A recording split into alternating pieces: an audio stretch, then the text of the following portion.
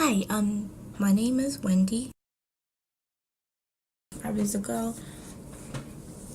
who suffers from depression and suicide ideations. I can count a lot of times where I was so down. I didn't think I was somebody who didn't even have hope. Can you imagine? I'm somebody who's like, yes, God can do it, but inside I'm like, nope, not for me. Low self-esteem, low confidence, and I'm a very low thought about myself, and I knew how to act because the society I came from, there was no expression of you want to kill yourself. Like, what is that? I was worrying about who was the first person I told, and then my father caught me. This is how he caught me. I had a book when I was in high school, I believe. I had a book that told, like, anytime I felt bad or I was in my downs, I used to write how I want to kill myself. But, just how I would like to die. Like, or how I'm planning to kill myself. Like, what I wish would happen to me and all that. And my dad caught it. So I think I'm a blessed child because God went out of his way to save me, and I don't take that lightly. Because I wouldn't be here today to tell you, give you this testimony, because I tried twice to kill myself. One was back in Ghana. God didn't allow the devil to let me die. And one is here, when I arrived newly in America. I had a very hard time forgiving myself.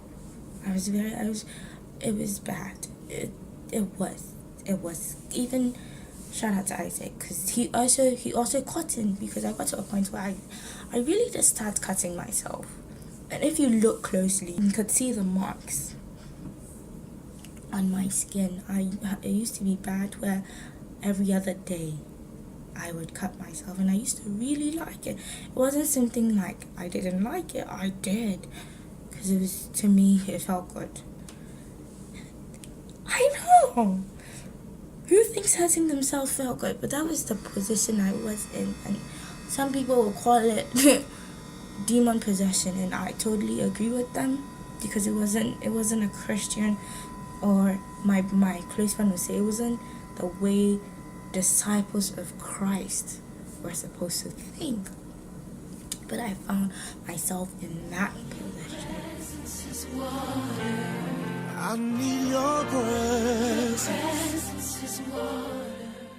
I thank everybody who prayed for me in the closet, because I don't think I could have overcome it just by praying and fasting or reading the Bible alone. I think the people I told, or the spiritual influences in my life, helped me a lot, because they did pray for me. It's a blessing, so I don't take that lightly also. And you see, when the scripture says that the truth will set you free, it's not a lie. I'm not saying that everybody in the church, you tell them your business.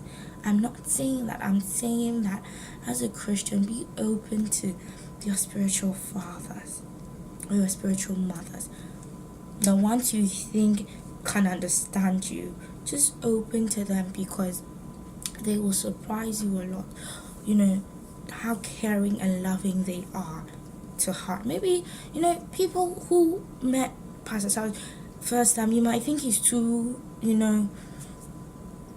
strict, but to you it might be strict, but to us it was a blessing, because to get somebody to tell you don't read romance novels, pray, memory verses, come to church, we're going to come no matter what. It was those kind of things that made me who I am today, that I don't know where I'll be without God. I don't know. Literally, I'll be dead and then been hell by now. I don't even have those thoughts anymore. Or I don't have those, it's like when a problem comes, or when I don't do something, or when I do something wrong, I'm able to forgive myself.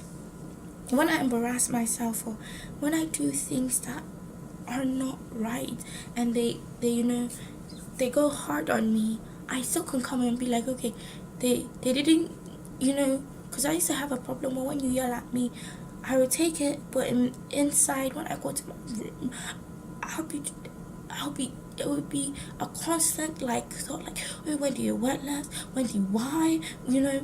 Why do you do this? You don't deserve, and it's all these things that I did, the praying, the fasting, the reading the word, the loving God, and letting the people around you, being open to the right people, and, working on my faith is what has brought me to this point where I know that God was the one who brought me here, and He has a mission for me, and I deserve to be here even if I fail, because people in the scriptures also failed, but it didn't take them away from the mission of God. So to my brothers and sisters out there who are suffering from these same ideations and thoughts, just keep pressing on, one day at a time. It will get to a point in your life, it would all click. God will come in for you. Do not downplay on you and your self-worth. Do not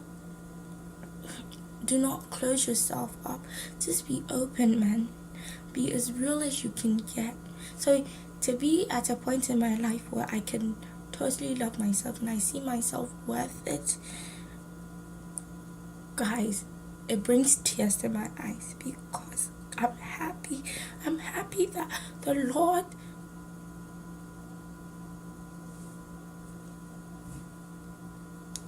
helped me out big time.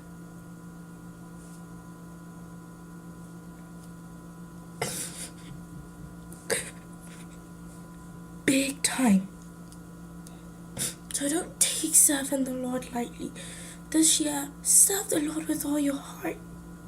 Even when you're struggling, just serve Him with all your heart. It will get better. It does. I can't believe I'm crying. It will get better. I promise. And that one you can surely take to the bank and cash it.